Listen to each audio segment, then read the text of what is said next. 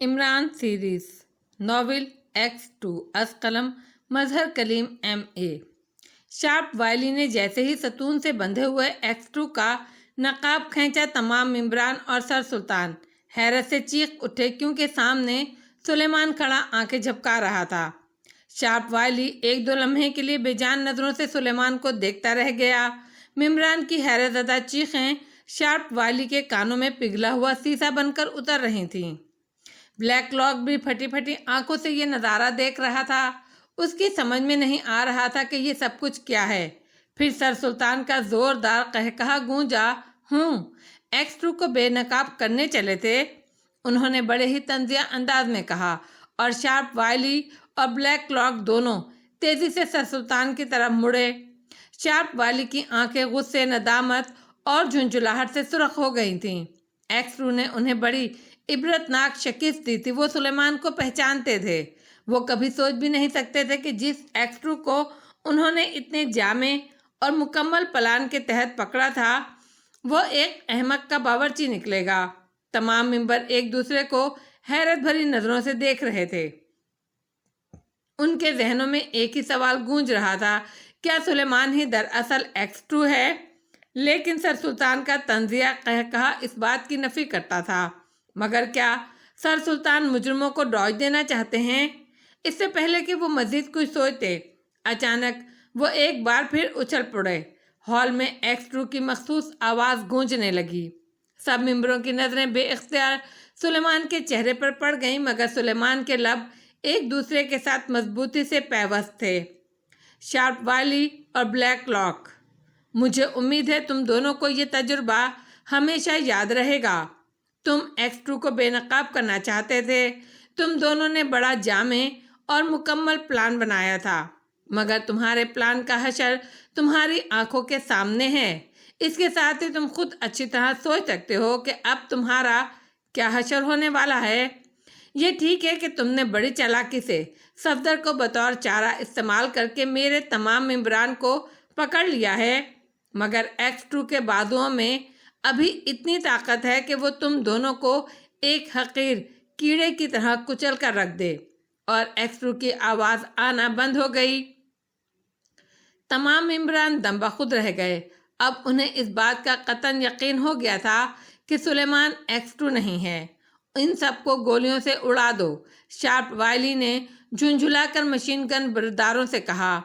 Machine gun برداروں نے tigers پر انگلیاں مضبوط کر لیں۔ اس سے پہلے کہ وہ گولیاں چلاتے، اچانک ہال کا دروازہ کھلا اور دوسرے ہی لمحے عمران کو بازوؤں پر اٹھائے 4 نقاب پوش اندر داخل ہوئے۔ انہوں نے بے ہوش عمران کو شارپ وائلی کے قدموں کے قریب فرش پر لٹا دیا۔ کیا یہ مر گیا؟ شارپ وائلی نے مستبرانہ انداز میں پوچھا۔ نہیں باس، یہ تہہ خانے سے نکل آنے میں کامیاب ہو گیا تھا، پھر اس نے ہمارے 4 آدمی مار دیے۔ جب ہم نے اسے ٹریپ کیا تو یہ ہال کے دروازے کے اوپر روشن دان سے اندر جھانک رہا تھا۔ اب یہ صرف بے ہوش ہے۔ ایک نقاب پوش نے مختصر سے سوال کے جواب میں طویل تمہید باندھی۔ تم جاؤ، شارپ وائلی نے انہیں حکم دیا۔ وہ خاموشی سے ہال سے باہر نکل گئے۔ عمران کی آمد سے سیکریٹ سروس کے ممبران کو کافی وقفہ مل گیا۔ کیپٹن شکیل نے پاس کھڑے چوہان کو دیکھا اور دوسرے ہی لمحے اس کی انگلیاں پشت پر بندھے ہوئے ہاتھوں کی رسیوں پر رینگنے لگیں۔ دوسرے لمحے چوہان کے ہاتھ آزاد تھے۔ کیپٹن شکیل کے ہاتھ کا مخصوص کنگن اپنا کام کر گیا تھا۔ آئی کوڈ کے ذریعے چوہان کو پیغام مل گیا، چنانچہ اس نے پھرتی سے ساتھ کھڑے نعمانی کے ہاتھ بھی آزاد کر دیے۔ پہلے اسے گولی مارو، شارپ وائلی نے عمران کی طرف اشارہ کرتے ہوئے کہا، اور پھر قدم بڑھا کر ایک طرف ہٹنے لگا۔ اسی لمحے اچانک عمران یوں پھرتی سے اٹھ کر کھڑا ہوا جیسے فرش پر وہ کبھی لیٹا ہی نہیں تھا۔ دوسرے ہی لمحے شارپ وائلی عمران کی گرفت میں تھا۔ اسی لمحے سیکریٹ سروس کے ارکان نے بھی اچانک اپنی جگہ سے چھلانگیں لگا دیں، اور پھر کمرے میں ایک زوردار جنگ چھڑ گئی۔ کیپٹن شکیل کا خونی کنگن بڑی خوبی سے اپنا کام کر رہا تھا۔ ایک بار تو شارپ وائلی اس کی زد سے بال بال بچا۔ عمران شارپ وائلی کو اٹھا کر ایک گن بردار پر پھینک چکا تھا۔ عمران کی زوردار ضربیں 3 آدمیوں کو فرش پر لٹا چکی تھیں۔ حال چونکہ ساؤنڈ پروف تھا، اسی لیے باہر موجود شارپ وائلی کے آدمیوں کو پتہ ہی نہ چل سکا کہ اندر کیا دھما چوکڑی مچی ہے۔ ٹائیگر ایک ستون سے بندھا ہوا تھا اور بڑی بے بسی سے خوفناک جنگ دیکھ رہا تھا۔ اس کا بس نہیں چلتا تھا کہ وہ بھی اس جنگ میں شریک ہو جائے۔ اچانک عمران اس ستون کے عقب میں نمودار ہوا اور پھر اس کے ناخنوں میں لگے ہوئے تیز بلیڈ نے اس کے ہاتھوں کی رسیاں کھول دیں اور ٹائیگر بھی چیتے کی طرح غراتا ہوا جنگ میں شریک ہو گیا۔ مشین گنیں استعمال کرنے کی پوزیشن ہی نہیں تھی، کیونکہ سب اپنے اور پرائے ایک دوسرے کے آگے پیچھے ہو چکے تھے، اسی لیے یہ تمام جنگ دست بدست ہو رہی تھی۔ ٹائیگر نے اچانک بلیک کلاک کی گردن پکڑ لی اور پھر ایک زوردار جھٹکے سے بلیک کلاک کو فرش پر الٹاتا چلا گیا، مگر دوسرے ہی لمحے ٹائیگر بھی اڑتا ہوا دور کونے میں جا گرا اور بلیک کلاک نے فرش پر گرتے ہی ٹائیگر کو اڑنگا مارا اور ٹائیگر دور جا گرا۔ اچانک شارپ وائلی کو کوئی خیال آ گیا، اس نے جیب میں ہاتھ ڈالا۔ دوسرے لمحے ہال میں دھماکہ ہوا اور ہال میں گہرا دھواں پھیلنے لگا۔ چند لمحوں بعد ہال میں دھواں ہی دھواں چھا گیا، کچھ بھی نظر نہیں آ رہا تھا۔ دھواں بھی شاید زہریلا تھا، کیونکہ سب لوگوں کو چکر آنا شروع ہو گئے تھے۔ مشین گنیں اٹھاؤ اور باہر بھاگو، جو سامنے آئے اڑا دو، عمران کی آواز ہال میں گونجی۔ دوسرے ہی لمحے سیکرٹ سروس کے ممبران نے ٹٹول کر فرش پر پڑی ہوئی مشین گنیں اٹھا لیں۔ شارپ وائلی اور بلیک کلاک اور ان کے باقی ساتھی نہ جانے کہاں غائب ہو گئے تھے، کیونکہ دھواں گہرا ہونے کے بعد ان کی طرف سے کوئی جواب نہیں آیا۔ شکیل، سر سلطان اور دوسرے ساتھیوں کو کھولو، عمران چیخا۔ دھوئیں سے ہر آدمی کی بری حالت تھی، ایسا محسوس ہو رہا تھا جیسے اب بے ہوش ہوئے کہ اب ہوئے۔ عمران نے فائر کھول دیا، مشین گن کی تڑتڑاہٹ گونجی، گولیاں راؤنڈ کرتی ہوئی دروازے کے ہینڈل کو لگنے لگیں اور پھر عمران نے آگے بڑھ کر ایک جھٹکے سے دروازہ کھول لیا۔ دروازہ کھلتے ہی وہ آگے بڑھا اور اس کی مشین گن مسلسل چہچہانے لگی۔ عمران کے پیچھے سیکرٹ سروس کے ممبران ٹائیگر اور سر سلطان بھی ہال سے باہر نکل آئے۔ جیسے ہی عمران برآمدے میں پہنچا، اچانک سامنے اسے مسلح فوجیوں کا ایک دستہ نظر آیا۔ عمران نے مشین گن نیچے پھینک دی۔ تمام کمپاؤنڈ میں نقاب پوش مرے پڑے تھے۔ ہینڈز اپ، ایک فوجی نے چیخ کر عمران سے کہا۔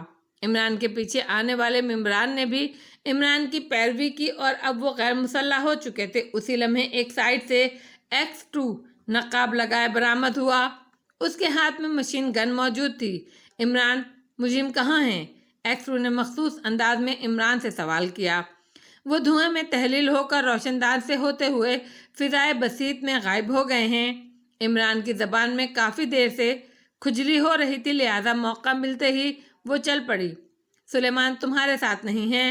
X2 نے اس کی بات کو نظر انداز کرتے ہوئے سوال کیا۔ اوہ، نمبر 2 X2 یعنی ٹوٹل کرو تو X4، وہ تو اندر ہی رہ گیا بیچارہ، اور جولیا بھی رہ گئی، عمران نے کہا۔ تمام ممبران بڑی ندامت سے سر جھکائے کھڑے تھے، وہ اپنے آپ کو مجرم محسوس کر رہے تھے۔ تم سب لوگ جاؤ اور آج شام کو 5 بجے رانا ہاؤس میں پہنچ جانا۔ سر سلطان کو کوٹھی پہنچاؤ، X2 نے ایک ملٹری آفیسر کو حکم دیا اور پھر عمران کو لیے اندر کی طرف بڑھ گیا۔ ہال میں پہنچ کر انہوں نے دیکھا کہ سلیمان اور جولیا بے ہوشی کے عالم میں رسیوں سے بندھے ہوئے ہیں۔ ان کے پیچھے پیچھے ملٹری آفیسرز بھی تھے۔ ہال میں موجود دھواں اب چھٹ چکا تھا۔ انہیں کھول کر ہسپتال پہنچاؤ، بلیک زیرو نے ایک ملٹری آفیسر کو حکم دیا۔ خود اس خلا کی طرف بڑھ گیا جو اس ستون کے بالکل سامنے موجود تھا۔ مجرم شاید اسی خلا کے ذریعے غائب ہوئے ہیں، بلیک زیرو نے کہا۔ معلوم تو ایسا ہی ہوتا ہے، ویسے ہو سکتا ہے ہاتھوں کے طوطوں کی مانند اڑ گئے ہوں۔ عمران ملٹری آفیسرز کی موجودگی میں بھی باز نہ رہ سکا۔ ملٹری آفیسرز زیر لب مسکرا دیے۔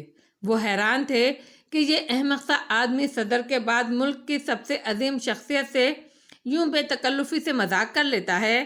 بلیک زیرو نے کوئی جواب نہ دیا، وہ خاموشی سے کھڑا سوچ رہا تھا۔ مجرموں کی کوٹھی میں تلاش کرو، وہ یقیناً کوٹھی کے کسی خفیہ تہخانے میں موجود ہوں گے۔ چند لمحے سوچنے کے بعد X2 نے حکم دیا اور ملٹری آفیسرز اس کا حکم سنتے ہی واپس چلے گئے اوہ، ابھی صفدر کو تلاش کرنا ہے، وہ یقیناً زخمی ہوگا۔ اچانک عمران کو صفدر کا خیال آ گیا اور بلیک زیرو بھی چونک پڑا۔ صفدر کو تو وہ بھول چکے تھے۔ دونوں اضطرابی طور پر مڑے اور پھر ہال سے باہر نکل گئے۔ صفدر نے آنکھیں کھولیں۔ اس کی آنکھوں کے سامنے گہری دھند چھائی تھی۔ کسی واضح چیز کے بجائے ملجکی سی روشنی اور چمپئی اندھیرے کا امتزاج اس کی نظروں کے سامنے تھا۔ پھر آہستہ آہستہ دھند چھٹنے لگی اور اس کا ذہن بھی ساتھ ساتھ بیدار ہونا شروع ہو گیا۔ جب دھند بالکل چھٹ گئی تو اسے احساس ہوا کہ وہ ایک بڑے سے کمرے کے درمیان ایک پلنگ پر موجود ہے۔ اس نے بے اختیار کروٹ بدلی اور اس کے ساتھ ہی اس کے جسم کی درد کی شدید لہریں دوڑتی چلی گئیں۔ اس کے منہ سے بے اختیار کرہ نکل گئی اور پھر اسے یاد آ گیا اس کی پشت پر گولی لگی تھی۔ گو وہ پلنگ پر پشت کے بل ہی لیٹا ہوا تھا، مگر ذرا سا ہلنے سے تکلیف اپنی پوری شدت سے اجاگر ہو گئی۔ وہ چند لمحوں تک بے حس و حرکت پڑا، اپنے لاشعور کو کریدتا رہا اور پھر کسی فلم کے سین کی طرح سب کچھ اس کے ذہن میں واضح ہوتا چلا گیا۔ تو میں ان لوگوں کی قید میں ہوں۔ اسے کمرہ بند دیکھ کر خیال آیا اور پھر چند لمحوں بعد اس کے منہ میں اپنے ہی خون کا ذائقہ محسوس ہونے لگا۔ دانت اتنی زور سے بھینچے کہ ہونٹ کٹ گئے۔ اس سے ظاہر ہوتا تھا کہ اس چھوٹے سے عمل کے لیے اسے کتنی تکلیف برداشت کرنا پڑی ہے۔ اب صفدر مکمل طور پر ہوش میں آ چکا تھا اور اس کے ساتھ ہی اس کی مضبوط قوت ارادی بھی اونچ کر آئی تھی، اور شاید یہ اسی قوت ارادی کا نتیجہ تھا کہ اسے تکلیف کی شدت قدرے کم ہوتی محسوس ہوئی۔ اس نے ایک نظر اپنے سینے پر ڈالی۔ اس کے سینے پر پٹیاں بندھی ہوئی تھیں۔ تو اس کا مطلب ہے کہ مجرموں میں ابھی انسانیت کی کوئی رمق موجود ہے۔ صفدر نے سوچا، مجرموں نے شاید آپریشن کر کے گولی جسم سے نکال دی تھی، یا شاید گولی ایسے رخ لگی تھی کہ سائڈ سے باہر نکل گئی۔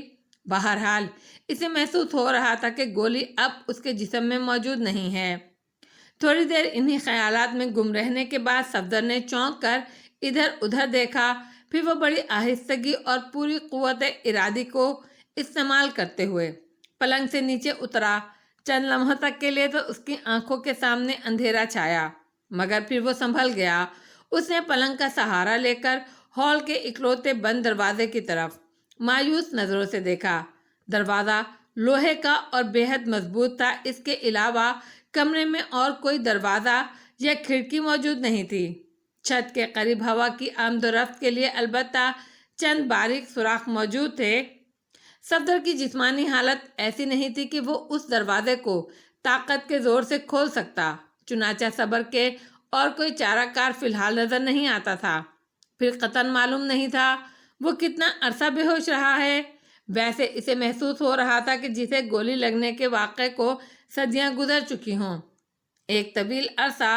ابھی وہ انہی خیالات میں غرق تھا کہ اچانک دروازہ کھٹاک سے کھل گیا اور پھر اس میں سے دو آدمی اندر داخل ہوئے۔ ان کے چہروں سے شدید پریشانی، الجھن اور مایوسی نمایاں تھی۔ صفدر فوراً پہچان گیا کہ وہ شارپ وائلی اور بلیک کلارک ہیں۔ انہوں نے اندر داخل ہوتے ہی دروازہ بند کر دیا۔ خوب، تو تمہیں ہوش آ ہی گیا، شارپ وائلی نے ذہن میں بجھے ہوئے لہجے میں کہا۔ صفدر بھلا اس کا کیا جواب دیتا، خاموش رہا۔ شارپ، یہاں سے فوراً نکلنے کی کوشش کرو۔ میں نے باہر بے تحاشا گولیاں چلنے کی آوازیں سنی ہیں۔ شاید ایکس 2 نے اپنے مزید ساتھیوں سمیت حملہ کر دیا ہے۔ ظاہر ہے ہمارے قلیل سے ساتھی زیادہ دیر ان کا مقابلہ نہیں کر سکتے، اور جلد ہی ہمیں تلاش کرتے ہوئے وہ یہاں پہنچ جائیں گے۔ بلیک کلارک شاید زیادہ پریشان تھا، کیونکہ اس نے ایک ہی سانس میں اتنا طویل فقرہ کہہ ڈالا تھا۔ صفدر بلیک کلارک کی بات سن کر چونک پڑا۔ وہ اس کی بات سے فوری ماحول کا اندازہ لگا چکا تھا، اور پھر اس کی صفدریت جاگ اٹھی۔ گو اس کی حالت اس قابل نہیں تھی کہ وہ لڑائی کر سکتا، مگر پھر بھی وہ اس موقع کو ہاتھ سے جانے نہیں دینا چاہتا تھا۔ اس سے پہلے کہ وہ عمل کے مطابق سوچتا، اچانک شارپ وائلی نے دیوار پر ہاتھ رکھ دیا۔ دوسرے لمحے کمرے کے سامنے والی دیوار ہٹتی چلی گئی اور سامنے ایک طویل سرنگ نظر آ رہی تھی۔ بلیک کلارک اور شارپ وائلی تیزی سے اس سرنگ کی طرف بڑھے مگر صفدر اچانک اچھل کر سامنے آ گیا۔ گو تکلیف سے اس کا چہرہ سرخ ہو گیا مگر وہ بڑے بہادرانہ انداز میں ان کے سامنے ڈٹ گیا۔ خبردار، تم لوگ اس سرنگ میں نہیں جا سکتے۔ صفدر نے کوشش کر کے اپنی آواز کو انتہائی کڑکدار بناتے ہوئے کہا۔ شارپ وائلی نے غور سے صفدر کو دیکھا جیسے اس کی نظروں کے سامنے دنیا کا 8واں عجوبہ ہو۔ صفدر کی حالت یہ تھی کہ کمزوری اور تکلیف کی وجہ سے اس کا تمام جسم لرز رہا تھا مگر چہرے پر چٹان جیسی سختی تھی۔ وہ دونوں حیرت سے ٹھٹک گئے۔ ان کے تو تصور میں بھی نہیں آ سکتا تھا کہ صفدر شدید زخمی اور بے پناہ کمزوری کے باوجود یوں ان کے مقابلے کے لیے کھڑا ہو جائے گا۔ سانپ کے بچے کو دودھ پلانا واقعی خطرناک ہوتا ہے، بلیک کلارک نے سنبھل کر قراہٹ آمیز لہجے میں کہا۔ بلیک کلارک نے اچانک صفدر پر حملہ کر دیا۔ وہ صفدر کو رگیدتا ہوا پلنگ تک لے آیا اور صفدر کمر کے بل پلنگ پر گر گیا۔ اس کا آدھا جسم پلنگ پر تھا اور آدھا نیچے لٹک رہا تھا۔ شارپ وائلی خاموش کھڑا تماشا دیکھ رہا تھا۔ اچانک صفدر نے اپنی لٹکی ہوئی ٹانگ اوپر کی اور دوسرے ہی لمحے بلیک کلارک چیختا ہوا دوسری طرف الٹ گیا۔ یہ صفدر کا ایک مخصوص داؤ تھا جو اس نے کامیابی سے استعمال کر دیا۔ ابھی کمزوری کی وجہ سے وہ صحیح طاقت استعمال نہیں کر سکا تھا ورنہ بلیک کلارک شاید تڑپ تڑپ کر ختم ہو جاتا۔ بلیک کلارک کے نیچے گرتے ہی شارپ وائلی نے صفدر پر جمپ لگایا مگر صفدر بڑی پھرتی سے ایک طرف ہٹ گیا اور شارپ وائلی اپنے ہی زور میں پلنگ پر ڈھیر ہوتا چلا گیا۔ پلنگ اس کے دھکے سے پھسلتا ہوا سائیڈ کی دیوار سے جا ٹکرایا۔ صفدر پھرتی سے اٹھ کر کھڑا ہوا۔ اب اس کے چہرے پر جنون کے آثار تھے۔ شدید غصہ اور جھنجھلاہٹ کی وجہ سے اسے اپنی تکلیف بھول گئی تھی۔ اب اس کے ذہن کے ریکارڈ پر سوئی ایک ہی جگہ اٹک گئی تھی کہ ان دونوں کو ہر قیمت پر سرنگ میں جانے سے روکنا ہے۔ وہ تیزی سے ہٹتا چلا گیا۔ اب وہ سرنگ کے دہانے پر تھا۔ ادھر شارپ وائلی اور بلیک کلارک اس کی طرف بڑھنے لگے۔ ان کے اسٹائل سے معلوم ہو رہا تھا کہ وہ اب صفدر کو ختم کرنے کا تہیہ کر چکے ہیں۔ ان دونوں کے ہاتھ جوڈو کے اسٹائل میں اٹھے ہوئے تھے۔ ادھر سامنے صفدر دونوں ٹانگیں پھیلائے ایک چٹان کی طرح کھڑا تھا۔ وہ اس وقت تک ان دونوں کو روکنا چاہتا تھا جب تک X2 اور اس کے ساتھی وہاں نہیں پہنچ جاتے۔ پھر ان دونوں نے اکٹھے ہی صفدر پر چھلانگ لگائی۔ صفدر اب پھنس چکا تھا۔ اگر وہ ان دونوں کا حملہ بچانے کے لیے ایک طرف ہٹتا تو وہ دونوں سیدھے سرنگ میں پہنچ جاتے اور صفدر یہ نہیں چاہتا تھا، اور اگر وہ وہیں کھڑا ہو کر ان دونوں کو روکتا تو ظاہر سی بات ہے کہ یہ فی الحال اس کے بس کی بات نہیں تھی۔ اسی لیے اس نے درمیانی راستہ اختیار کیا۔ اس نے ان دونوں کے چھلانگ لگاتے ہی دونوں بازو پھیلا لیے اور خود تھوڑا سا جھک گیا اور نتیجہ اس کی حسب منشا رہا۔ وہ دونوں سیدھے اس کے ہاتھوں سے ٹکرائے اور پھر سائیڈوں میں جا گرے۔ صفدر پھر سیدھا ہو گیا اور دوسرے ہی لمحے اس نے پوری قوت سے لات کھڑے ہوتے ہوئے بلیک کلارک کے پہلو میں ٹکا دی اور دوسری طرف شارپ وائلی کے پیٹ پر کراٹے کا زبردست وار کیا۔ اس کی کوہنی شارپ وائلی کے پیٹ پر اتنی زور سے پڑی کہ 1 منٹ کے لیے اس کی آنکھوں کے سامنے تارے ناچنے لگے۔ ادھر بلیک کلارک چیختا ہوا سائیڈ کی دیوار کے قریب پلنگ سے جا ٹکرایا۔ صفدر حسب طاقت خاصا کامیاب رہا۔ ان دونوں سے الجھے ہوئے اسے کافی دیر ہو گئی اور اب اس پر نقاہت نے غلبہ پانا شروع کر دیا تھا۔ وہ اپنی پوری قوت ارادی کو بروئے کار لا کر انتہائی کوشش کر رہا تھا کہ وہ مقابلے میں ڈٹا رہے مگر پھر بھی انتہائی طاقت اور برداشت کی بھی کوئی حد ہوتی ہے۔ اس سے پہلے کہ وہ دونوں اٹھتے اچانک بند دروازے کے باہر بہت سے قدموں کی آوازیں ابھریں۔ چند لوگ دروازے پر آ کر رک گئے۔ جہاں اس آواز نے صفدر کے جسم میں ایک نئی قوت دوڑائی تھی وہاں بلیک کلارک اور شارپ وائلی کے جسموں میں بھی جیسے بجلی کی رو دوڑ گئی۔ انہیں پوری طرح احساس ہو گیا تھا کہ اگر وہ چند منٹ بھی لیٹ ہو گئے تو کتے کی موت مارے جائیں گے۔ چنانچہ وہ دونوں چیتے کی طرح سرنگ کی طرف لپکے۔ اس بار صفدر اپنی پوری قوت استعمال کرنے کے باوجود بھی ان دونوں کو نہ روک سکا۔ ان دونوں کے انداز میں اتنی پھرتی تھی کہ وہ سنبھل نہیں سکا اور دونوں اسے دھکا دیتے ہوئے آگے بڑھ گئے۔ صفدر نے گرتے ہوئے بھی آخری وار کر دیا۔ وہ گرتے ہی پھرتی سے مڑا اور دوسرے ہی لمحے بلیک کلاک کی ٹانگ اس کے دونوں ہاتھوں کی گرفت میں تھی اور بلیک کلاک ایک جھٹکے سے نیچے گرا۔ ادھر اب دروازہ توڑا جا رہا تھا۔ بلیک کلاک نیچے گرتے ہی پھرتی سے اٹھا۔ اس نے مڑ کر صفدر کی گردن پر کھڑی ہتھیلی کی ضرب لگانی چاہی، مگر صفدر کے تیزی سے کروٹ بدل جانے کی وجہ سے وہ اس میں کامیاب نہ ہو سکا اور ایک بار پھر قلابازیاں کھاتا ہوا نیچے آ رہا۔ صفدر اس کی ٹانگ سے جونک کی طرح چمٹا ہوا تھا۔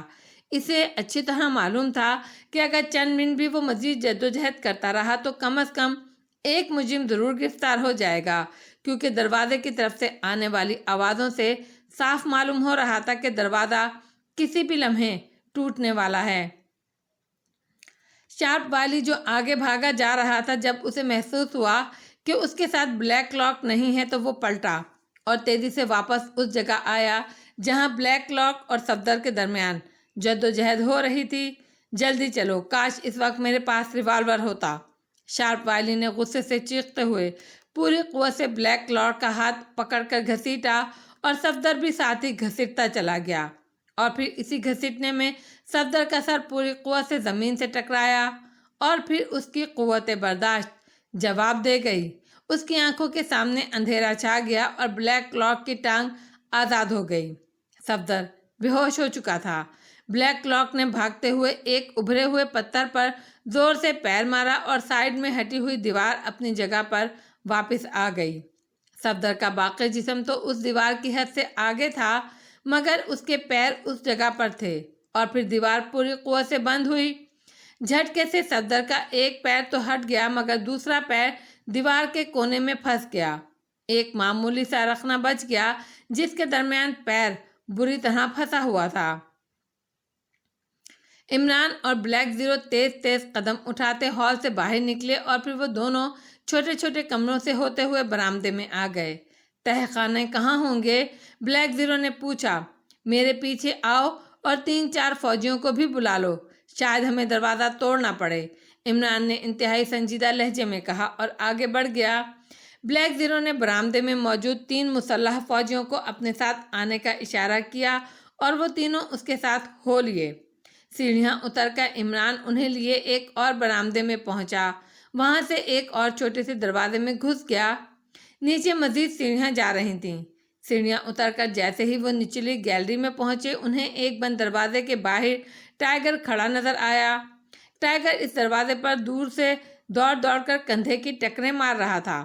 اس کا چہرہ جوش سے سرخ ہو رہا تھا، آنکھوں سے شعلے نکل رہے تھے، لیکن لوہے کا دروازہ اس کی طاقت کے لیے چیلنج بنا ہوا تھا۔ عمران اور اس کے ساتھیوں کو آتا دیکھ کر وہ رک گیا۔ عمران صاحب، صفدر کی اندر لڑائی ہو رہی ہے، جلدی آئیے، ٹائیگر نے ان سے مخاطب ہو کر کہا، اور اس کی بات سنتے ہی سب بھاگ پڑے۔ دروازہ توڑ دو، بلیک زیرو نے حکم دیا، اور فوجیوں نے ہاتھوں میں پکڑی ہوئی مشین گنیں سیدھی کرنی۔ گولی مت چلاؤ، ہو سکتا ہے کوئی گولی صفدر کو لگ جائے، عمران نے چیخ کر کہا۔ فوجیوں نے مشین گنیں پھینک کر دروازے پر زور آزمائی شروع کر دی۔ تمہیں کیسے معلوم ہوا کہ اندر صفدر ہے؟ عمران نے ٹائیگر سے پوچھا۔ سر، آپ نے جب مجھے واپس جانے کا حکم دیا تو مجھے خیال آیا کہ صفدر زخمی حالت میں یہاں قید ہے، کیونکہ صفدر کو میرے سامنے ہی اس کوٹھی میں لایا گیا تھا اور صفدر کے پیچھے ہی میں اس کوٹھی میں داخل ہو گیا تو پکڑا گیا، ٹائیگر نے جواب دیا۔ جو میں نے پوچھا اس کا جواب دو، عمران نے غراتے ہوئے کہا۔ سر، میں تہہ خانہ تلاش کرتا ہوا یہاں تک پہنچا، مجھے اس دروازے کے اندر کھٹ پٹ کی آوازیں سنائی دیں، میں نے دروازے کے ساتھ کان لگا دیے، پھر صفدر کی ہلکی سی آواز میرے کان میں پہنچ گئی، ٹائیگر نے گھبراہٹ آمیز لہجے میں کہا۔ عمران کی غراہٹ نے اس کے جسم میں سردی کی تیز لہر دوڑا دی تھی۔ عمران کی غراہٹ سے ایسا معلوم ہوتا تھا جیسے ہزاروں درندے مل کر غرا رہے ہوں۔ دروازہ اب ٹوٹنے کے قریب ہو رہا تھا، پھر ٹائیگر بھی فوجیوں کے ساتھ دروازہ توڑنے میں مصروف ہو گیا۔ وہ سب دوڑ کر پوری قوت سے کاندھے کی ٹکریں دروازے پر مار رہے تھے، اور ایک لمحے بعد عمران بھی شامل ہو گیا۔ جس وقت عمران شامل ہوا تو پہلے ہی ہلے میں دروازہ ٹوٹ کر اندر جا گرا، اور وہ سب دروازے کے ساتھ اندر جا گرے۔ عمران سب سے پہلے اٹھا، اور پھر یہ دیکھ کر اس کی سانس اندر کی اندر رہ گئی کہ سامنے دیوار کے رخنے میں ایک پیر پھنسا ہوا ہے اور کمرہ خالی ہے۔ عمران تیزی سے بھاگتا ہوا دیوار کے قریب گیا اور پھر بوٹ کا وہ جو حصہ ادھر نظر آ رہا تھا اس سے وہ پہچان گیا کہ یہ پیر صفدر کا ہے۔ بلیک زیرو بھی اندر آ گیا۔ عمران نے تیزی سے کمرے میں نظریں دوڑائیں۔ وہ اس دیوار کو ہٹانے کا میکنزم دیکھ رہا تھا۔ عمران کے ساتھ ساتھ سب کی نظریں کمرے میں گھوم رہی تھی مگر کوئی ایسا میکنزم نظر نہیں آ رہا تھا۔ دیواریں بالکل سپاٹ تھیں۔ ٹائیگر نے دوڑ کر پلنگ کو اس جگہ سے ہٹایا مگر بے سود، وہ دیوار پھر بھی نہیں ہلی۔ عجب سچویشن ہو رہی تھی۔ عمران کی نظریں بے چینی سے کمرے کی ایک ایک چیز کا جائزہ لے رہی تھیں مگر وہاں ایسے کوئی آثار نظر نہیں آ رہے تھے جس کے کلیو پر میکنزم ڈھونڈ لیا جاتا۔ پھر عمران نے دروازے کے قریب ہو کر دیوار کا قریب سے جائزہ لینا شروع کیا۔ ایک ایک لمحہ ان پر بھاری پڑ رہا تھا۔ صفدر کا پیر جس بری طرح دیوار میں پھنسا ہوا تھا اور بے حس و حرکت تھا، اس سے انہیں خطرہ تھا کہ صفدر کو ہلاک نہ کر دیا گیا ہو۔ سر ادھر آئیے، اچانک ٹائیگر دروازے کے قریب دیوار کا جائزہ لیتے ہوئے بولا۔ وہ بغور ایک جگہ کو دیکھ رہا تھا۔ عمران تیزی سے اس کے قریب آیا۔ یہاں سے مجھے دیوار معلوم ہوتی ہے تھوڑی سی ابھری ہوئی، ٹائیگر نے عمران کو بتایا۔ عمران نے تیزی سے وہاں پر ہاتھ رکھا۔ واقعی سپاٹ دیوار وہاں سے ابھری ہوئی تھی۔ عمران نے اس جگہ کو پوری قوت سے دبا دیا اور پھر دیوار ہٹتی چلی گئی۔ اب وہ خلا تھا اور سامنے طویل سرنگ جاتی ہوئی نظر آ رہی تھی۔ دیوار کے ہٹتے ہی عمران نے لپک کر صفدر کی طرف چھلانگ لگائی اور اس نے صفدر کو دونوں ہاتھوں پر اٹھا لیا، پلنگ پر لا کر لٹا دیا۔ بلیک زیرو کے اشارے پر فوجی مشین گن سنبھالے سرنگ میں داخل ہو گئے۔ عمران اور بلیک زیرو دونوں صفدر پر جھک گئے۔ عمران نے صفدر کی نبض دیکھی تو نبض ہلکے ہلکے جھٹکے کھا رہی تھی۔ صفدر کی حالت سخت خطرناک ہے، اسے فوراً ہسپتال پہنچانا چاہیے، عمران نے تیز لہجے میں قریب کھڑے بلیک زیرو سے کہا۔ ٹائیگر نے آگے بڑھ کر صفدر کو اٹھا کر اپنے کاندھے پر لاد لیا اور پھر محتاط مگر تیز تیز قدم اٹھاتا باہر کی طرف لپکا۔ عمران اور بلیک زیرو دونوں اس کے پیچھے پیچھے باہر نکلے اور پھر وہ سیڑھیاں طے کرتے ہوئے باہر کمپاؤنڈ میں آ گئے۔ بلیک زیرو نے صفدر کو ہسپتال لے جانے کے لیے فوجی افسران کو حکم دیا اور پھر صفدر کو ایک کار میں ڈال کر فوری طور پر کوٹھی سے باہر لے جایا گیا۔ ٹائیگر، اب تم جاؤ، میں خود تم سے کانٹیکٹ کر لوں گا، عمران نے ٹائیگر کو حکم دیا اور ٹائیگر مؤدبانہ انداز میں سلام کرتا ہوا کمپاؤنڈ سے باہر نکلتا چلا گیا۔ اتنے میں وہ فوجی جو سرنگ میں گئے تھے واپس آ گئے۔ سر، وہ سرنگ ایک خالی جھونپڑی میں نکلتی ہے اور وہاں جھونپڑی کے قریب جیپ کے پہیوں کے نشان موجود ہیں، واپس آنے والے فوجیوں میں سے ایک نے بتایا۔ چلو ہم خود دیکھتے ہیں، بلیک زیرو نے کہا۔ پھر وہ سب اس کمرے کی طرف بڑھ گئے۔ رانا ہاؤس کے خاصے بڑے ہال میں سیکریٹ سروس کے تمام ممبران صوفوں پر بیٹھے تھے۔ صفدر چونکہ ہسپتال میں تھا اسی لیے وہ وہاں موجود نہیں تھا۔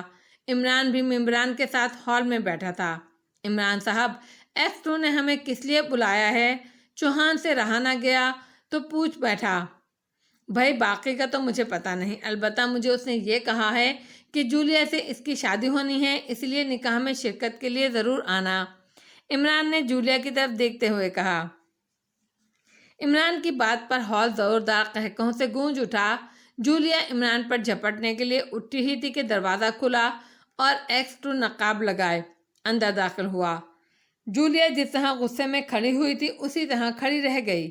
X2 کے اندر داخل ہوتے ہی احتراماً سب ممبر کھڑے ہو گئے۔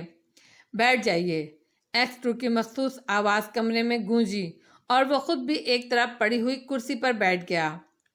تمام ممبرز اپنی جگہوں پر بیٹھ گئے۔ آپ لوگوں کو اس لیے یہاں اکٹھا کیا گیا ہے کہ آپ سے چند ضروری باتیں کرنی ہیں، X2 نے تمام ممبران کو مخاطب کرتے ہوئے کہا۔ اس کے لہجے میں بے پناہ سنجیدگی تھی، ایسی سنجیدگی کہ تمام ممبرز نامحسوس طور پر بے چینی سی محسوس کرنے لگے، جیسے کوئی طوفان آنے والا ہو۔ چند لمحوں تک ہال میں گھمبیر خاموشی طاری رہی، پھر ہر ممبر X2 کی طرف دم بخود ہو کر دیکھ رہا تھا۔ ایک عمران تھا کہ ہر چیز سے بے نیاز قلندروں کی طرح آنکھیں بند کیے صوفے کی پشت سے ٹیک لگائے بیٹھا تھا۔ اس کے چہرے پر گہرے اطمینان اور سکون کے تاثرات نمایاں تھے۔ آپ حضرات نے مجھے بے نقاب کرنے کے لیے ایک سازش تیار کی ہے۔ ایکس2 اچانک غرایا۔ اس کی غراہٹ میں نہ جانے کیا چیز تھی کہ سب ممبران کے رونگٹے کھڑے ہو گئے۔ جواب دو، کیا میں صحیح کہہ رہا ہوں؟ ایکس2 نے انتہائی سخت لہجے میں پوچھا۔ اب ممبران ایک دوسرے کو چور نظروں سے دیکھنے لگے۔ جولیا کا سر جھک کر اس کے سینے سے جا لگا۔ آخر چند لمحوں کی خاموشی کے بعد کیپٹن شکیل اٹھ کھڑا ہوا۔ سر، واقعی ہم نے ایسا پلان بنایا تھا، لیکن اب ہم محسوس کرتے ہیں کہ ہم سے غلطی ہوئی ہے۔ کیپٹن شکیل نے مؤدبانہ لہجے میں کہا۔ غلطی ہوئی ہے؟ تم لوگ اچھی طرح جانتے ہو کہ میں غلطیاں معاف کرنے کا عادی نہیں ہوں۔ تم پلان بناتے وقت یہ کیوں بھول گئے کہ تم کس کے خلاف پلان بنا رہے ہو؟ ایکس2 کے لہجے میں درندوں کی سی غراہٹ نمایاں تھی۔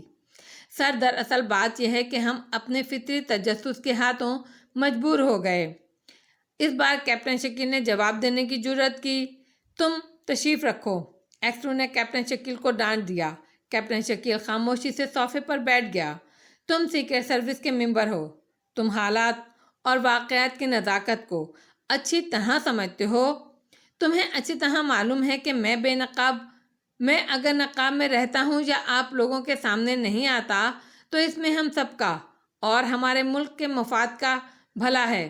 اس کے باوجود تم نے یہ حرکت کی اور پھر صرف پلان ہی نہیں بنایا بلکہ اس پر عمل بھی شروع کیا۔ کیپٹن شکیل نے عمران کے فون پر ٹیپ ریکارڈر فٹ کیا۔ صفدر نے سر سلطان کا فون ٹیپ کیا۔ کیا تم دودھ پیتے بچے ہو؟ تم اتنا بھی نہیں سمجھ سکے کہ سر سلطان وزارت خارجہ کے سیکریٹری ہیں۔ ان کا فون ٹیپ کرنا کتنا بڑا جرم ہے۔ ان کی صدر مملکت اور دیگر اعلیٰ حکام و سفارتی نمائندوں سے خفیہ بات چیت ہوتی ہے۔ اگر یہ ٹیپ دشمن کے ہاتھ لگ جائے تو ہمارے ملک کو اس کا کتنا خمیازہ بھگتنا پڑے۔ جواب دو۔ ایکس2 کا غصہ لمحہ بلمحہ شباب پر آتا جا رہا تھا۔ اب بھلا ممبر اس بات کا کیا جواب دیتے؟ خاموش رہے۔ چند لمحوں کے توقف کے بعد ایکس2 دوبارہ بولا۔ دوسری بات کہ تمام دنیا کے جاسوسوں کی یہ خواہش ہے کہ ایکس2 بے نقاب ہو جائے تاکہ وہ آسانی سے اسے ٹریپ کر سکیں۔ اب اگر وہ ایسی کوشش کریں تو انہیں براہ راست مجھ پر ہاتھ ڈالنا پڑے گا، جبکہ آپ لوگوں کی سازش کامیاب ہو جائے تو پھر ان کے لیے بے پناہ آسانی ہو جائے گی کہ مجھ سے براہ راست ٹکر لینے کے بجائے آپ میں سے کسی کو ٹریپ کر لیں اور میں نظروں میں آ جاؤں گا۔ اب بتائیے، کیا اس طرح کا پلان بنا کر آپ ملک دشمنی نہیں کر رہے؟ کیا اس طرح آپ لوگ غیر ملکی جاسوسوں کے بلا واسطہ طور پر اعلیٰ کار نہیں بن گئے؟ ایکس2 کا لہجہ اتنے شدید غصے کا حامل تھا کہ جیسے کوئی درندہ زخمی ہو کر دھاڑ رہا ہو۔ ایکس2 کی شدت کی دھاڑ سن کر عمران نے بھی آنکھیں کھول دیں اور باقی ممبران کا جو حشر ہوگا وہ اظہر من الشمس۔ سر، ہم اپنی غلطی کی معافی چاہتے ہیں۔ آئندہ کے لیے ہم وعدہ کرتے ہیں کہ اس قسم کی حرکت نہیں ہوگی۔ اس دفعہ نعمانی نے جرأت کی، گویا علیحدہ بات تھی کہ اس کی زبان میں ہکلاہٹ پیدا ہو گئی تھی۔ شٹ اپ، بار بار میرے سامنے غلطی کی بات مت کرو۔ ایکس2 نے بری طرح اسے جھاڑا۔ نعمانی کا حشر دیکھ کر اب بھلا کس میں اتنی جرأت رہ گئی کہ کوئی بھی لفظ منہ سے نکالتا۔ سب ممبران گردنیں لٹکائے بیٹھے رہے۔ ہال میں کافی دیر تک خاموشی طاری رہی۔ ایسا محسوس ہو رہا تھا جیسے ایکس2 اپنے غصے پر قابو پانے کی کوشش کر رہا ہے۔ چند لمحوں بعد ایکس2 دوبارہ ان سے مخاطب ہوا۔ اسی وقت اس کے لہجے میں واقعی قدر نرمی بھی آ گئی۔ اب میری بات غور سے سنو۔ میں نے فیصلہ کر لیا ہے کہ آپ لوگ اپنے پلان پر پوری طرح عمل کریں۔ میں اس سلسلے میں آپ کے راستے کی رکاوٹ نہیں بنوں گا۔ آپ لوگوں کو کھلی چھٹی ہوگی کہ جس طرح چاہیں کام کریں، لیکن اس سلسلے میں چند شرائط ہوں گی۔ نمبر 1، آپ کو 15 دن کی مہلت دی جائے گی۔ نمبر 2، اگر آپ لوگ اپنے مشن میں ناکام رہے تو اس سے یہ ثابت ہو جائے گا کہ آپ سیکرٹ سروس کی ممبرشپ کے اہل نہیں ہیں، اسی لیے آپ کو فوری طور پر سیکرٹ سروس سے نکال دیا جائے گا۔ اور آپ اچھی طرح جانتے ہیں کہ جب کسی کو سیکرٹ سروس کی ممبرشپ سے نکال دیا جائے یا پھر تو اس کی زندگی ختم کر دی جاتی ہے یا اس کا دماغ ہمیشہ کے لیے معاف کر دیا جاتا ہے تاکہ وہ کسی بھی وقت سیکرٹ سروس کے لیے خطرہ نہ بن سکے۔ نمبر 3، اگر آپ لوگ مجھے بے نقاب کرنے میں کامیاب ہو گئے تو آپ کو ترقی دی جائے گی اور تعریفی اسناد دی جائیں گی۔ نمبر 4، اگر آپ لوگ کامیاب ہو جائیں تو جہاں آپ کو ترقی اور اسناد دی جائیں گی وہیں اس بات کا بھی فیصلہ ہو جائے گا کہ میں سیکرٹ سروس کی سربراہی کے اہل ہوں یا نہیں۔ چنانچہ آپ لوگوں کی کامیابی کے ساتھ ہی میں سیکرٹ سروس کی سربراہی سے مستعفی ہو جاؤں گا۔ یہ میرا آخری فیصلہ ہے، اس میں کسی بھی قیمت پر کسی بھی طرح ترمیم نہیں کی جائے گی۔ ایکس 2 نے غراتے ہوئے اپنا فیصلہ سنایا۔ اس کا غصہ پرشباب تھا۔ سر، آپ نے ہماری غلطی کی بہت بڑی سزا دی ہے۔ ہم متفقہ طور پر آپ سے درخواست کرتے ہیں کہ آپ ہمیں معاف کر دیں۔ کیپٹن شکیل نے آخری دفعہ کوشش کرتے ہوئے کہا۔ ایکس 2 کا فیصلہ سن کر ممبران کی آنکھیں خوف سے پھٹی کے پھٹی رہ گئیں۔ اتنا بھیانک فیصلہ کہ اگر وہ کامیاب ہو جائیں تب بھی نقصان، کہ اتنا قابل ذہن کا مالک ایکس 2 مستعفی ہو جائے گا، اور اگر وہ کامیاب نہ ہو سکے تو خود ان کی زندگیاں ختم ہو جائیں گی۔ اس فیصلے کے دونوں رخ اتنے بھیانک تھے کہ وہ اس کا تصور بھی نہیں کر سکتے تھے۔ میں اپنی بات بار بار دہرانے کا عادی نہیں ہوں۔ میں نے جو فیصلہ کر دیا ہے وہ ہر حالت میں پورا ہوگا۔ ایکس 2 غرایا۔ سر، کیا آپ اس میں ترمیم نہیں کر سکتے کہ جب تک غیر ملکی دشمن جاسوس جو آپ کو بے نقاب کرنے کی کوشش کر رہے ہیں ان کو گرفتار کر لیا جائے تاکہ اس وقت ہمارے آپس میں مقابلے سے دشمن فائدہ نہ اٹھائیں؟ چوہان نے ہمت کر کے ایک نیا نکتہ نکالا۔ اس کا خیال تھا کہ اگر فی الحال بات ٹل جائے تو بعد میں ایکس 2 کی منت سماجت کر کے اس فیصلے کو بدلا جا سکتا ہے۔ تم کیا سمجھتے ہو؟ تم لوگوں کے بغیر ایکس 2 اپاہج ہے؟ وہ اپنے دشمنوں سے براہ راست نہیں نپٹ سکتا۔ یہ جاسوس میرا شکار ہیں، میں انہیں خود ہینڈل کروں گا۔ آپ لوگ اس بارے میں فکر مند نہ ہوں۔ ہاں، البتہ آپ اپنے مشن کے ساتھ ساتھ ان لوگوں کے خلاف بھی کام کریں تو مجھے کوئی اعتراض نہیں ہوگا۔ ویسے میں نے عمران کی ڈیوٹی لگائی ہے کہ وہ ان لوگوں کے خلاف کام کرے۔ اس کی وجہ ہے کہ عمران سیکرٹ سروس کا ممبر نہیں ہے، اس پر اس فیصلے کا اطلاق نہیں ہوتا۔ دوسری بات یہ ہے کہ آپ کے پلان میں عمران شامل نہیں تھا۔ اب یہ عمران کی مرضی ہے کہ وہ آپ کے مشن میں آپ سے تعاون کرے یا نہ کرے۔ اگر وہ کرتا ہے تب بھی مجھے کوئی اعتراض نہیں، اور اگر وہ نہیں کرتا تو میں اسے پابند نہیں کروں گا۔ ایکس 2 نے وضاحت کی۔ سر، صفدر کے متعلق آپ نے کیا فیصلہ کیا ہے؟ وہ تو زخمی ہے۔ کیپٹن شکیل نے صفدر کے متعلق وضاحت چاہی۔ ہاں، صفدر کے متعلق آپ لوگوں نے وضاحت چاہ کر اچھا کیا۔ صفدر آپ لوگوں کے اس پلان کا سربراہ ہے، اسی لیے اسے بھی معاف نہیں کیا جائے گا۔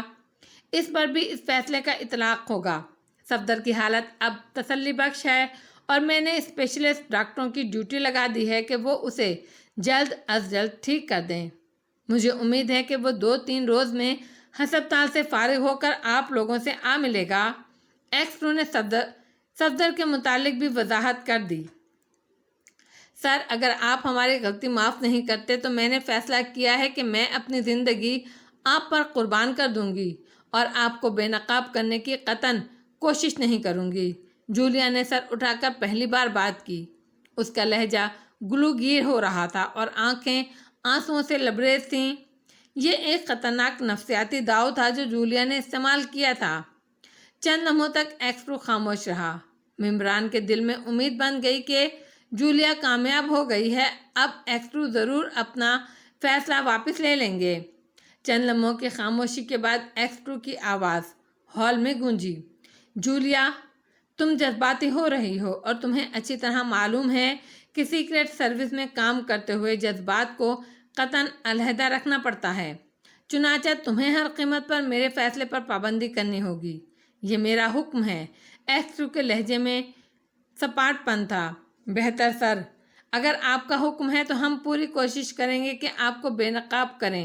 اب مسئلہ حکومت کا ہے کہ وہ آپ کا استعفیٰ قبول کرے یا نہ کرے۔ کیپٹن شکیل نے اس دفعہ مضبوط لہجے میں کہا۔ کیپٹن شکیل کی بات سن کر سب لوگوں کے دلوں میں ایک برقی رو دوڑ گئی۔ انہیں امید بن گئی کہ حکومت کسی بھی قیمت پر ایکس 2 کا استعفیٰ منظور نہیں کرے گی۔ اگر ہم لوگ ناکام رہے تو ظاہر ہے X2 کا فیصلہ ہمارے لیے آخری ہوگا۔ اس بات سے ممبران کے چہرے پر قدرے رونق آ گئی۔ مسٹر شکیل، یہ میرا اور حکومت کا باہمی معاملہ ہے۔ آپ اس بات کی فکر نہ کریں کہ میں اپنے فیصلے کو حکومت سے کس طرح منوا سکتا ہوں، X2 نے سپاٹ لہجے میں کہا۔ ہال پر ایک بار پھر خاموشی طاری ہو گئی۔ اب آپ لوگ جا سکتے ہیں۔ ہاں، ایک بات مزید، آج سے آپ لوگ اپنے فلیٹ میں قیام نہیں کریں گے بلکہ مختلف ہوٹلوں میں قیام کریں گے اور مستقل طور پر میک اپ میں رہیں گے، کیونکہ مجرم ایک بار پھر آپ لوگوں پر ہاتھ ڈالنے کی کوشش کریں گے، X2 نے کہا اور پھر تیز تیز قدم اٹھاتا ہوا کمرے سے باہر نکل گیا۔ شارپ وائلی اور بلیک کلاک دونوں تیزی سے سرنگ میں بھاگتے چلے گئے۔ انہیں اچھی طرح معلوم تھا کہ ان کا ایک ایک لمحہ قیمتی ہے، کسی بھی وقت سرنگ کے ذریعے ان کا تعاقب کیا جا سکتا ہے۔ دراصل دونوں کے ذہن نفسیاتی طور پر X2 کے ہاتھوں اپنی اس عبرتناک اور غیر متوقع شکست کی وجہ سے بے حد مرعوب ہو گئے تھے۔ انہیں اب احساس ہو رہا تھا کہ X2 کسی بھی لمحے سائڈ سے نکل کر ان کی گردن پکڑ لے گا۔ جلد ہی وہ دونوں سرنگ کے دہانے پر پہنچ گئے۔ سامنے راستہ بند تھا اور شارپ والی نے سائڈ میں لگا ہوا ایک بٹن دبایا۔ سامنے کی دیوار ہٹتی چلی گئی۔ دیوار کے ہٹتے ہی وہ دونوں تیزی سے سرنگ میں آگے بڑھ گئے۔ یہ ایک کچی جھونپڑی تھی اور اس کے دروازے پر ایک ملنگ نما آدمی کھڑا انہیں بغور دیکھ رہا تھا۔ ملنگ کے گلے میں موٹے منکوں والی مالا پڑی ہوئی تھی۔ اس کا بالائی جسم کپڑوں سے قطعاً بے نیاز تھا اور نچلے جسم پر اس نے ایک مختصر سی دھوتی باندھ رکھی تھی۔ آنکھیں بے پناہ سرخ تھیں۔ کوڈ، ملنگ نے دروازے کی دونوں چوکھٹوں پر مضبوطی سے ہاتھ جماتے ہوئے کہا۔ Mission to sun, Sharp Wiley نے تیز لہجے میں جواب دیا۔ اگینسٹ، ملنگ نے سخت لہجے میں ایک لفظ دہرایا۔ کلاؤز، اس بار بلیک کلاک نے جواب دیا۔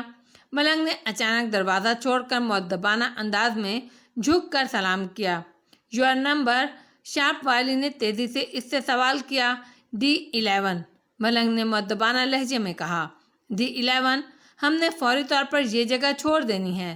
سینٹر 4 دشمنوں کے قبضے میں چلا گیا ہے۔ ہیڈ کوارٹر کو اس کی اطلاع دینی ہے، شارپ وائلی نے D11 سے کہا۔ اوہ سر، میرے ساتھ آئیے۔ D11 اس خبر سے بری طرح پریشان ہو گیا۔ بہرحال شارپ وائلی اور بلیک کلاک اس کے پیچھے پیچھے چل پڑے۔ جھونپڑی کے پشت پر پہنچ کر D11 نے زمین پر جھک کر جھاڑیوں میں نہ جانے کیا حرکت کی کہ اچانک زمین کا ایک خاصا بڑا قطعہ اوپر اٹھتا چلا گیا۔ یہ قطعہ صرف ایک سائڈ سے اٹھ رہا تھا اور پھر قطعہ مڑ کر دوسری طرف زمین سے ٹکرا کر رک گیا۔ اب اس قطعہ زمین کی جگہ خلا تھا۔ D11 نے ایک بار پھر جھاڑیوں میں ہاتھ ڈالا۔ چند لمحوں بعد ہلکی سی گڑگڑاہٹ کی آواز آنے لگی، جیسے کوئی مشین چل رہی ہو۔ تقریباً 3-4 لمحوں بعد اس خالی قطعہ سے ایک جیپ ابھرنے لگی۔ وہ 2 مضبوط ستونوں پر چڑھی ہوئی اوپر اٹھ رہی تھی۔ جب وہ زمین کی سطح کے برابر آ گئی تو پھر جیپ سامنے کی طرف جھکنے لگی اور چند لمحوں بعد ایک دھکے سے جیپ سامنے والے قطعہ زمین پر موجود تھی۔ وہ چند فٹ تک دھکے کی وجہ سے ضرور کھسکتی چلی گئی۔ D11 نے فوراً ہی جھاڑی میں ہاتھ ڈال دیا اور شارپ وائلی اور بلیک کلاک کو جیپ میں سوار ہونے کا اشارہ کیا۔ D11 کے ہاتھ کو حرکت آتے ہی جیپ کو لے آنے والے جیک دوبارہ اندر جانے لگے۔ وہ قطعہ زمین جو کسی تختے کی طرح اوپر اٹھتا ہوا دوسری طرف چلا گیا تھا، تیزی سے واپس اپنی جگہ پر آنے لگا۔ چند لمحوں بعد وہ اپنی پرانی جگہ پر فٹ ہو گیا۔ اب اس جگہ کو دیکھ کر کوئی یہاں موجود خفیہ تہخانے کے متعلق سوچ بھی نہیں سکتا تھا۔ شارپ وائلی اور بلیک کلاک دونوں اچھل کر جیپ میں سوار ہو گئے۔ وہ دونوں ہی جیپ کی پچھلی سیٹوں پر سوار ہوئے تھے۔ وہ سامنے بیٹھ کر فی الحال کوئی خطرہ مول نہیں لینا چاہتے تھے۔ D11 دوڑا ہوا جیپ کے قریب آیا اور پھر ان دونوں کو پچھلی سیٹوں پر دیکھ کر وہ ایک لمحے کے لیے مسکرایا اور پھر اچھل کر ڈرائیونگ سیٹ پر بیٹھ گیا۔ دوسرے ہی لمحے جیپ اسٹارٹ ہو کر آگے بڑھ گئی۔ تم اس حالت میں شہر میں کیسے جیپ چلاؤ گے؟ بلیک کلاک نے D11 کی طرف तशवीश भरी निगाहों से देखते हुए पूछा। आप बेफिक्र रहिए, थोड़ी ही दूर खेतों के दरमियान हमारा एक और सेंटर आ रहा है, वहाँ हम ये जीप छोड़कर दूसरी ले लेंगे और मैं वहाँ लिबास भी तब्दील करूँगा। D11 ने जवाब दिया। क्या वहाँ मेकअप का सामान होगा? शार्प वायली ने सवाल किया। जी हाँ जनाब, मेकअप का मुकम्मल सामान वहाँ मौजूद है, D11 ने जवाब दिया। Very good. शार्प वायली और ब्लैक क्लॉक दोनों के चेहरों पर मुसर्रत रक्सा करने लगी। जल्द ही जीप एक झटके से देहाती मगर पक्के फार्म नुमा मकान के करीब जाकर रुक गई। मकान का दरवाज़ा बंद था। पहले इस जीप को ठिकाने लगाया जाए क्योंकि इसके टायरों के निशानात दुश्मनों को यहाँ ले आएंगे सीधा।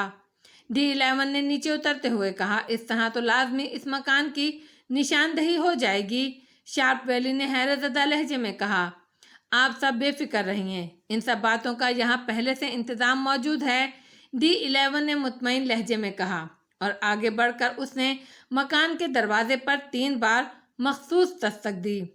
तीसरी बार की दस्तक के बाद दरवाज़ा अचानक एक झटके से खुल गया और वहाँ एक बूढ़ा सा गैर मुल्की मौजूद था।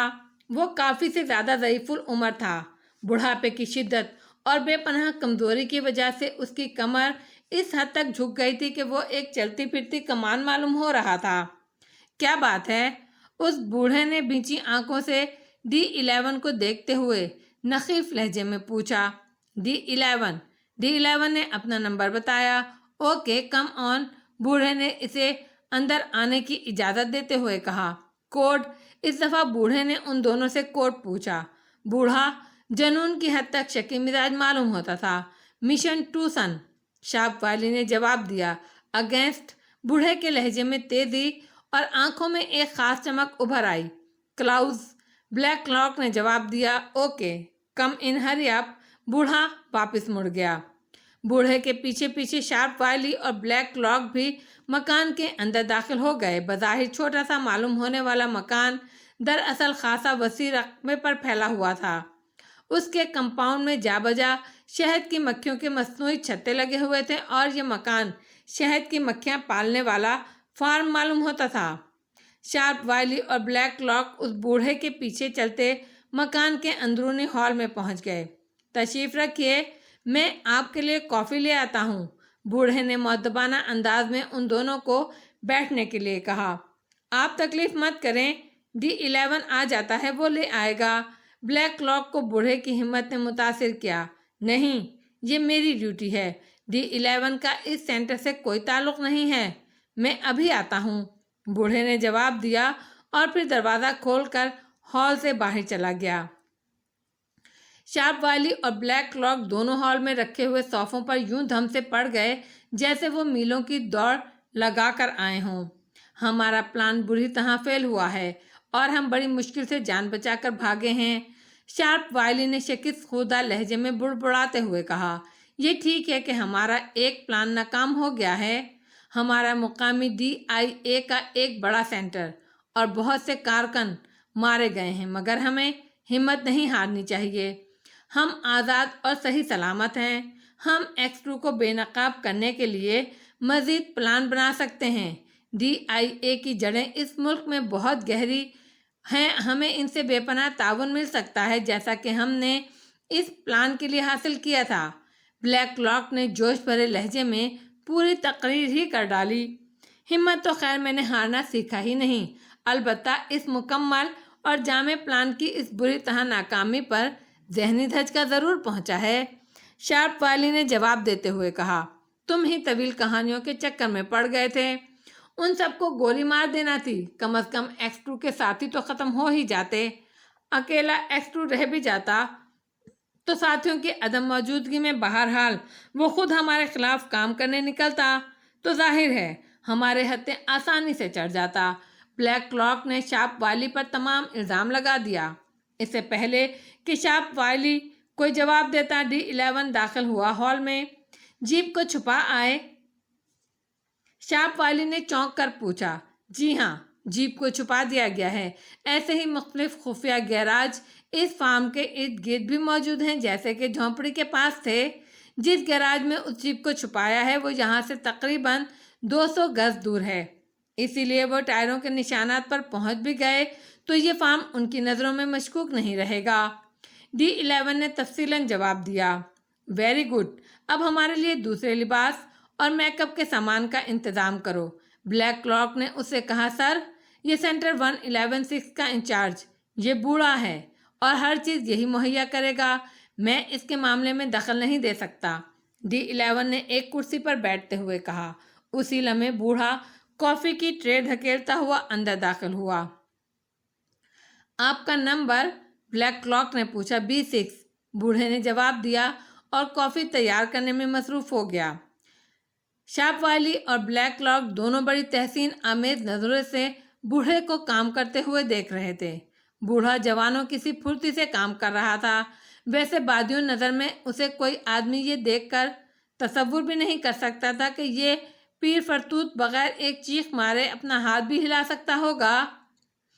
آپ کا اس عمر میں ملک کی خدمت کرنا قابل تحسین ہے، بلیک کلاک نے بوڑھے کے ہاتھ سے کافی لیتے ہوئے تحسین آمیز لہجے میں کہا۔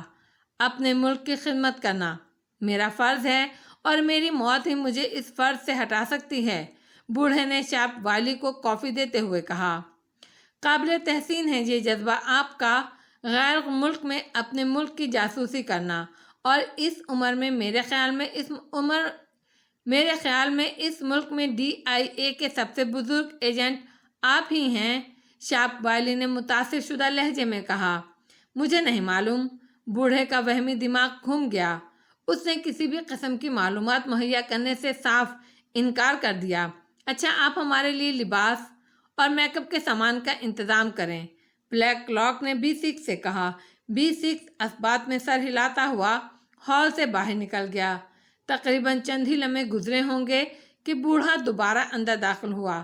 تشریف لائیے، اس نے تینوں سے مخاطب ہو کر کہا، اور وہ تینوں اٹھ کھڑے ہوئے۔ وہ تینوں بوڑھے کے پیچھے چلتے ہوئے ایک اور کمرے کے دروازے پر پہنچ کر رک گئے۔ تشریف لے جائیے اور اپنی مرضی کے مطابق لباس اور میک اپ کر لیجیے، بوڑھے نے ایک طرف ہٹتے ہوئے کہا۔ میں نے تہہ خانے کا دروازہ کھول دیا ہے، نیچے سیڑھیاں اتر جائیے، بوڑھے نے کہا، اور پھر وہ تینوں بوڑھے کی ہدایت کے مطابق اندر داخل ہو گئے۔ ان کے جانے کے بعد بوڑھا واپس مڑا اور پھر تیز قدم اٹھاتا ہوا مکان کے پچھواڑے ایک چھوٹے سے کمرے میں داخل ہوا۔ اس کمرے میں کاٹ کباڑ بھرا ہوا تھا۔ وہ ٹوٹے پھوٹے فرنیچر اور دیگر ناکارہ سامان کے درمیان سے احتیاط سے گزرتا ہوا کمرے کے آخری کونے میں پہنچ گیا۔ اس نے نیچے جھک کر ایک ٹوٹی ہوئی کرسی کی شکستہ ٹانگ کو بائیں طرف گھمایا۔ اچانک سامنے کی دیوار میں ایک دروازہ نمودار ہوا اور وہ اس دروازے کے اندر داخل ہو گیا۔ اس کے اندر جانے کے بعد دروازہ خود بخود بند ہو گیا۔ اب وہاں سپاٹ دیوار تھی، کوئی بھی یہ دیکھ کر اندازہ نہیں لگا سکتا تھا کہ یہاں بھی دروازہ ہو سکتا ہے۔ بوڑھا دروازے سے ہو کر ایک چھوٹے سے کمرے میں داخل ہوا۔ اس کمرے میں ایک میز اور ایک کرسی موجود تھی۔ سامنے والی دیوار میں ایک بڑی سی الماری موجود تھی۔ بوڑھا تیزی سے اس الماری کی طرف بڑھا۔ اس نے الماری کے پٹ کھولے اور اس میں پڑا ہوا ایک ٹرانسسٹر نما ٹرانسمیٹر اٹھا کر میز پر رکھا اور خود کرسی گھسیٹ کر بیٹھ گیا۔ اس نے بٹن دبا کر ٹرانسمیٹر آن کر دیا۔ ٹرانسمیٹر سے زوں زوں کی آوازیں نکلنے لگیں۔ وہ ٹرانسمیٹر پر موجود ایک ناب کو گھما کر ڈائل پر موجود سوئی کو سیٹ کرتا رہا اور پھر ایک مخصوص ہندسے پر سوئی کے پہنچتے ہی ٹرانسمیٹر سے نکلنے والی زوں زوں کی آوازیں بند ہو گئیں۔ اس کے بجائے ایسا شور ٹرانسمیٹر کے اسپیکر سے برآمد ہوا جیسے لہریں دیوانہ وار ساحل سے ٹکرا رہی ہوں۔ بوڑھے نے ایک اور بٹن دبایا اور مائک کو منہ سے لگا کر تیز تیز لہجے میں بولنا شروع کیا۔ Hello hello, headquarter number 113 B6 calling you, hello hello, over. بوڑھا بار بار یہ فقرہ دہراتا رہا۔ جواب میں وہی لہروں کا شور بلند ہوتا رہا۔ اچانک لہروں کا شور بند ہو گیا اور اس کے ساتھ ہی بوڑھا بھی چونک کر سنبھل گیا۔ Yes, headquarter number 113 speaking this and over, دوسری طرف سے ایک قراتی ہوئی آواز سنائی دی۔ B6 اسپیکنگ سر، اوور، بوڑھے نے مؤدبانہ لہجے میں جواب دیا۔ یس، کیا بات ہے، اوور، दूसरी तरफ से बोलने वाले ने सख्त लहजे में पूछा, सर, D11 दो foreign agent mission tuition against clause को लेकर मेरे पास पहुंचा है। उन्हें मैं लिबास तब्दील करने और मेकअप करने के लिए नीचे तहखाने में छोड़कर आया हूं। ओवर। B6 ने रिपोर्ट देते हुए कहा, ठीक है, हमें अभी अभी इत्तला मिली थी कि D11 उन्हें लेकर तुम्हारे पास पहुंचा है। उन्हें हर मुमकिन सहूलत मुहैया करो और उन्हें बगैर मेरा नंबर बताए पैगाम दे दो कि वो frequency number 1101 east 6 north 2 degree पर मुझसे बात कर लें। ओवर। दूसरी तरफ से B6 को हिदायत मिली। ओके सर, D11 के मुतालिक कोई ख़ास हिदायत? ओवर। B6 ने D11 के मुतालिक वजाहत चाहिए। D11 को हिदायत कर दो कि वो जहां फॉरेन एजेंट चाहें उन्हें वहां छोड़कर हेडक्वार्टर 201 पहुंचकर रिपोर्ट करे। ओवर। दूसरी तरफ से D11 के मुतालिक हिदायत मिली। Okay sir. ओवर। B6 ने मुतमईन अंदाज में जवाब दिया।